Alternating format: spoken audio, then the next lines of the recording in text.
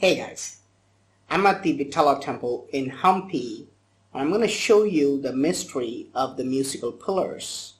This structure, called the musical hall, is now closed for renovation. However, I managed to get the actual sounds from these pillars. Here's a pillar which shows a man playing ancient drums. Now, if you tap this, you will hear the sound of these drums.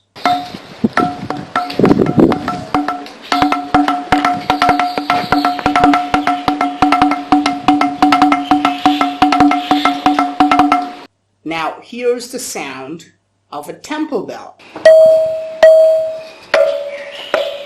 And here is the sound similar to a school bell.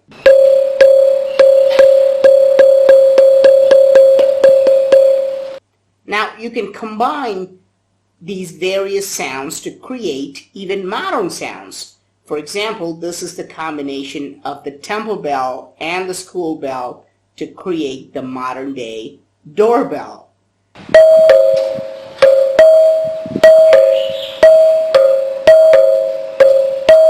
How do these different pillars create various sounds?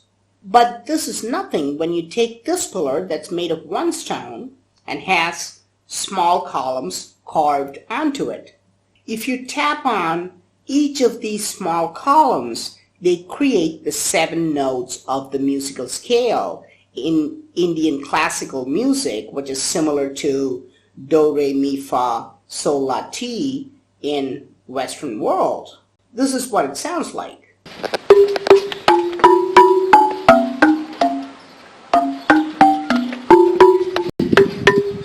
What kind of stone technology existed in ancient India that could mimic the sounds of musical instruments?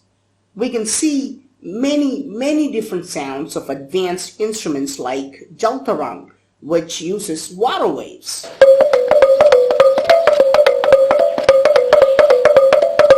Ghatam, which uses terracotta pots.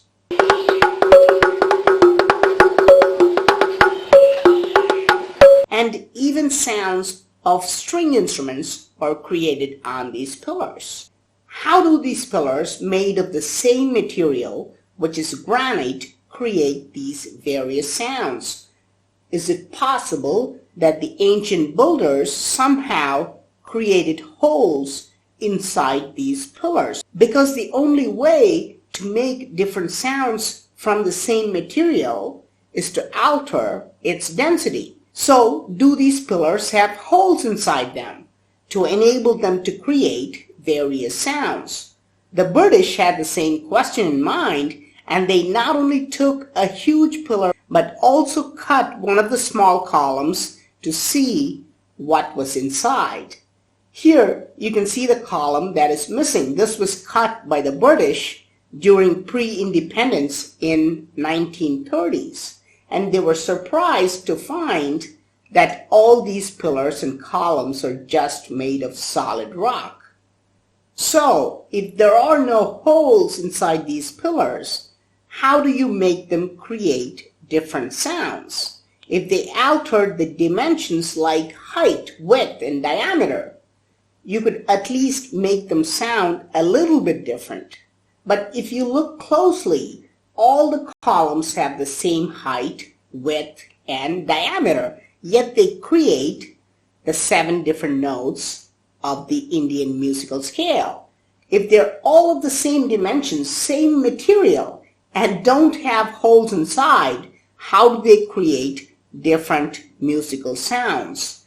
The only way this could be achieved is by changing the intrinsic density of the pillars, by adding a new material to it in different proportions, like modern day alloys.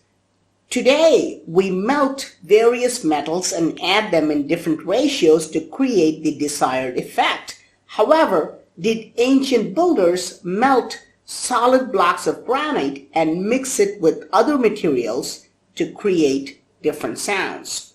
Locals argue that the musical pillars were created using rock melting technology. As evidence, they say that chains made of rocks were hooked to these corners on the ceiling. Now, this would be impossible without melting the rocks. These rock chains were later destroyed during foreign invasion, just like the Temple Tower. A chain made of solid rock. Is something like that even possible? Why do these corners have empty hooks? Based on a tip, I traveled to Kanchipuram, which is 300 miles from Hampi, and here we can see the chains hanging from the hooks on the corners of the ceiling. Yes, these chains with many links are in fact made of stone. Archaeologists have confirmed that these are made of stone and were created at least 700 years ago. How could anyone create these stone chains with primitive tools? Even today, such a technology is not possible with modern machines. What kind of machines were used in ancient times, and how were they able to create these chains made of rock? But this is not even the main problem. The problem is that while the stone chains are made of sandstone, the ceiling is made of granite blocks. So how could they connect two different types of rocks at this junction? We know for a fact that this is impossible without melting the rocks. There is no way to connect two different materials using links unless one of them is melted.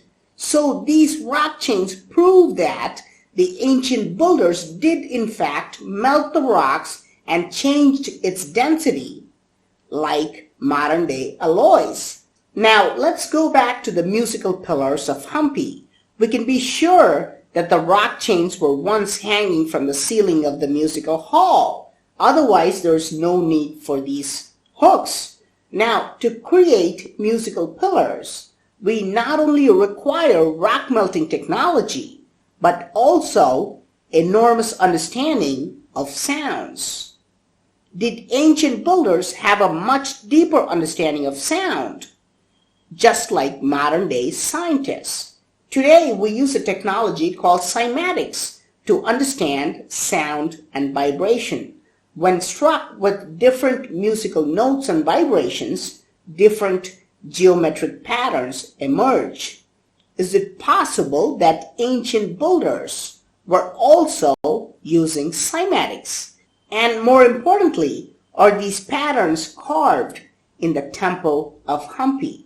Here you can see cymatic patterns carved on the ceiling of the Hampi temple. These carvings clearly resemble the patterns similar to the musical notes.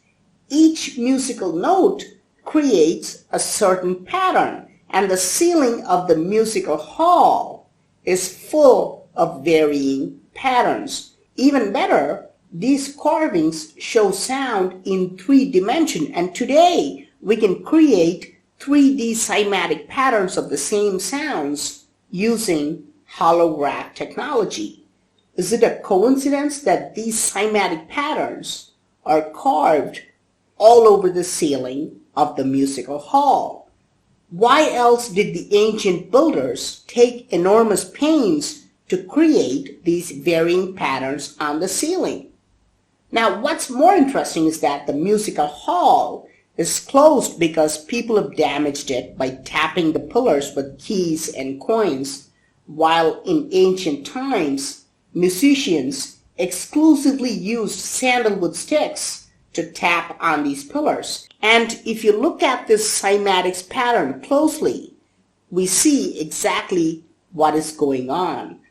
The women are standing in a circle, tapping with sticks, and the sound they create is visually depicted in the center. Now, let's go into the main chamber of the temple to see if we can find more evidence. This place is completely dark and infested with bats, but it once housed the idol of Vitala, the main god of the temple. The idol is gone now, but on the ceiling you can see a very large cymatics pattern.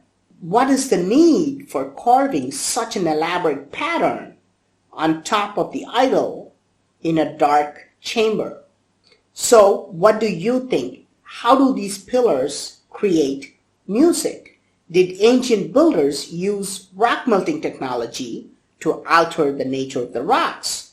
How else can we explain these rock chains made of sandstone linked to the granite hooks? How is this link possible without rock melting technology? How could one rock with columns of same dimensions produce 7 different notes? Why are these various patterns of cymatics carved on the ceiling of the musical hall? Please let me know your thoughts in the comment section. I'm Praveen Mohan. Thanks a lot for watching. Don't forget to subscribe. I'll talk to you soon. Bye.